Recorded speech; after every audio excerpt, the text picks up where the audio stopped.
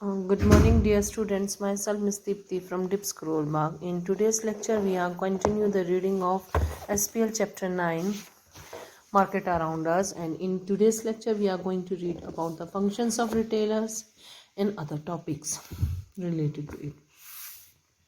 So, functions of retailer. What is the functions of the retailers? So, main function of the retailer is to help in the sale of the product by taking up measures to promote the and sale through advertisement and displays. They also able to pursue the consumer to since they are directly connect with them. He can also give guidance to the customers.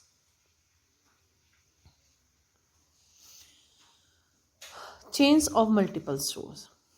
So next is the chains of multiple stores. A chain store system consists of 4 or more stores which carry the same kind of merchandise and are currently owned and managed.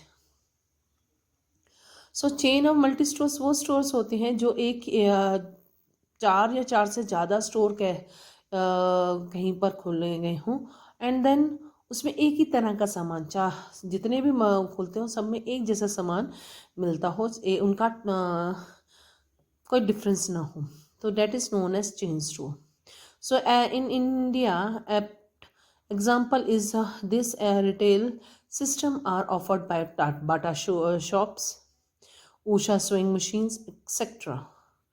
Now it is clear that the manufacturers are able to reach customers through retailers residing in any part of the country. So through this multiple chain stores, manufacturers are able to connect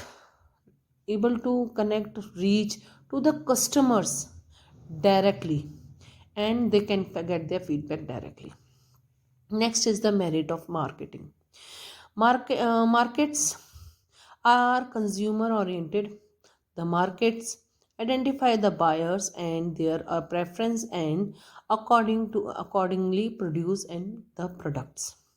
so market consumer oriented होते हैं यानी कि consumer के जो needs होती हैं consumer जो चाहता है उसके अकॉर्डिंग ही मार्केट में सामान आता है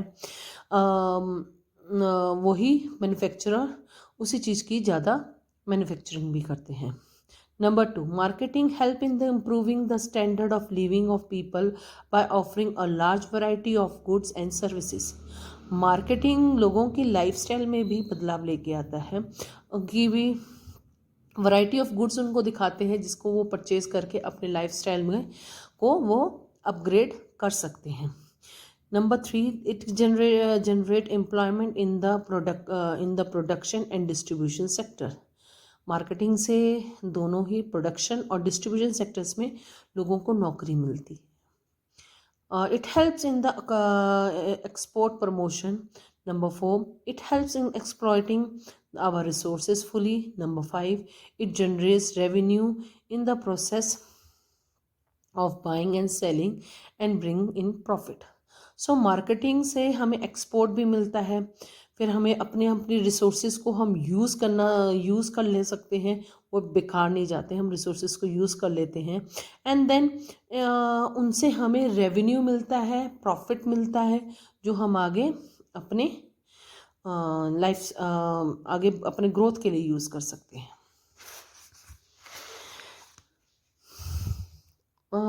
Marketing is not only promoting sale but also negotiating the terms of sale, mode of delivery and after sale services. So marketing promote sales कोई नहीं करती है बट इसे को negotiating the terms of sale की सेल में उतार चढ़ाव डिलीवरी का मोड कैसे होना चाहिए जैसे कि अमेज़ॉन आपको होम डिलीवरी देता है कैश ऑन डिलीवरी देता है ये सब चीज़ें भी मार्केटिंग डेवलप करवाती है. वेयर एज सेल सर्विसेज के जैसे कि अगर हम कोई एसी लेते हैं या फिर हम कोई फ्रिज वगैरह लेते हैं तो उनकी सर्विसेज के आगे की भी बात होती है. So all these things relate to the marketing itself. Now there is a difference between the wholesaler and retailer in your book. So on the basis of basis of comparison किस किस पे है इनकी? फर्स्ट है meaning.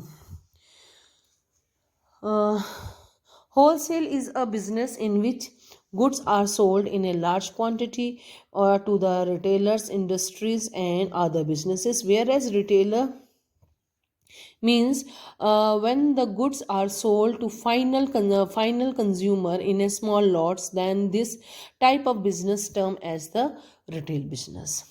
तो wholesaler में क्या होता है? लार्ज क्वांटिटी में सामान को बेचा जा, लार्ज क्वांटिटी में रिटेलर्स, इंडस्ट्रीज, बिजनेस ओनर्स को सामान बेचा जाता है. वेयर एज रिटेलर्स क्या करते हैं? स्मॉल क्वांटिटीज में, स्मॉल लॉट्स में आगे सामान को बेचते हैं.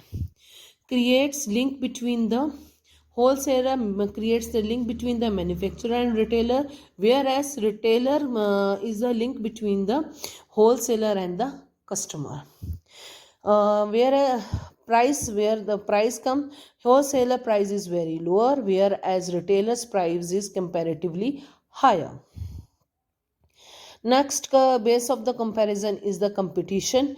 होलसेलर में लेस कंपटीशन है, वेयर एज रिटेलर में very high competition is there due to, and then volume of transaction is there. Wholesaler large amount में ट्रांजैक्शंस करते हैं, सामान को देते हैं, whereas retailers small quantity में उसको आगे सेल करते हैं. Capital requirement. कैपिटल रिक्वायरमेंट का मतलब है पैसा. बिजनेस में कितना पैसा लगाना पड़ता है? होलसेलर में ह्यूज अमाउंट लगाना पड़ता है, whereas comparison to retailer की बात की जाए तो रिटेलर को काफ़ी कम पैसा लगाना पड़ता है होलसेलर के से. Area of operation. ऑपरेशन का एरियाज का होता है एक्सटेंड टू वेरियस सिटी. ये कहाँ कहाँ काम करते हैं? इनकी सेलिंग जो होती है दूसरी बड़ी सिटीज़ तक भी होती है. वेयर एज रिटेलर्स का जो एरियाज है वो स्पेसिफिक एरिया होता है, या एक सिटी का एरिया होगा, या आपकी कॉलोनी के आसपास आपकी कॉलोनी और उनके आसपास के इलाकों का होता है.